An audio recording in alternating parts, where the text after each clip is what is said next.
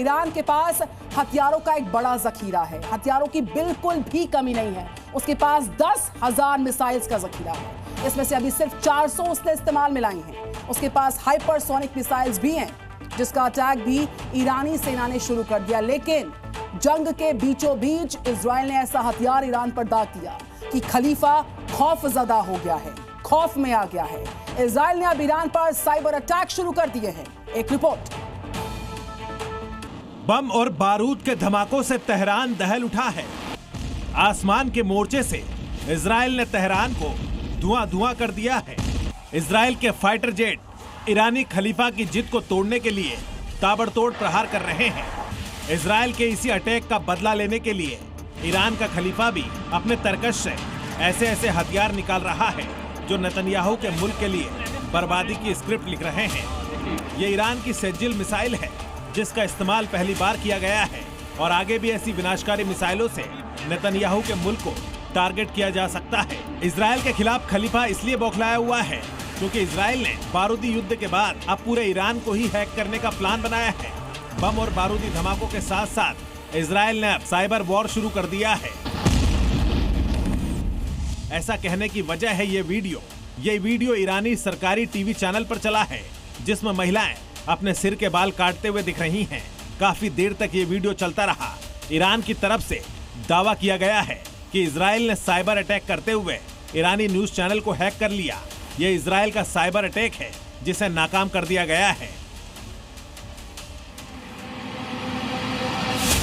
इसका मतलब है कि इजराइल न सिर्फ ईरान को बमबारी से बर्बाद कर रहा है, बल्कि साइबर हमला कर खोखला कर रहा है। यही कारण है कि ईरान में इंटरनेट से लेकर व्हाट्सएप का भयानक खौफ दिख रहा है। युद्ध के हालात के बीच व्हाट्सएप ईरान में डिलीट करवाया जा रहा है। ईरानी टीवी चैनल के जरिए लोगों से व्हाट्सएप हटाने की अपील की जा रही है। ईरानियों के व्हाट्सएप से डरने की वजह है अमेरिका, क्योंकि व्हाट्सएप अमेरिकी कंपनी का प्रोडक्ट है। इसलिए ईरान दावा कर रहा है कि व्हाट्सएप के जरिए ईरान की जासूसी हो रही है। ईरानियों का डेटा इजराइल पहुंचाया जा रहा है। इजरायली हैकर्स और व्हाट्सएप से खलीफा इतना खौफ में है कि उसने पूरे मुल्क को इंटरनेट से दूर कर दिया है। ईरान में इंटरनेट पूरी तरह से बंद कर दिया गया है। इंटरनेट बंद करने के पीछे भी दलील यही है कि इससे ईरान की जासूसी हो रही है। इसलिए ईरान दावा कर रहा है कि इंटरनेट बंद होने से इजराइल ईरान को हैक नहीं कर पाएगा। लेकिन ईरान सिर्फ इंटरनेट और व्हाट्सएप से खौफ में नहीं है, बल्कि मोबाइल फोन ने भी खलीफा की नींद उड़ा रखी है।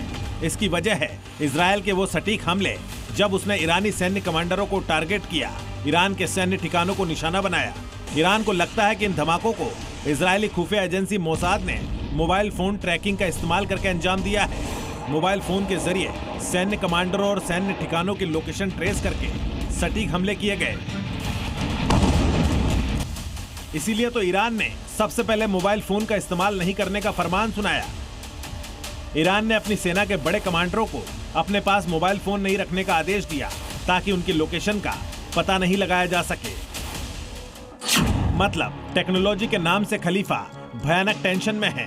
वो हर मुमकिन कदम उठा रहा है ताकि इजराइल के प्रहार से बच सके। लेकिन इजराइल ने भी खलीफा की कब्र खोदने की पूरी तैयारी कर ली है। इजराइल के तेवर देखकर ईरान का खलीफा शासन घबराया हुआ है।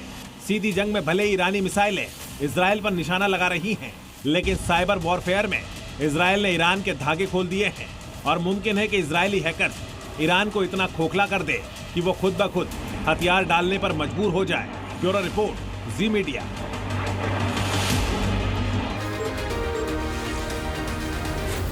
जी न्यूज़।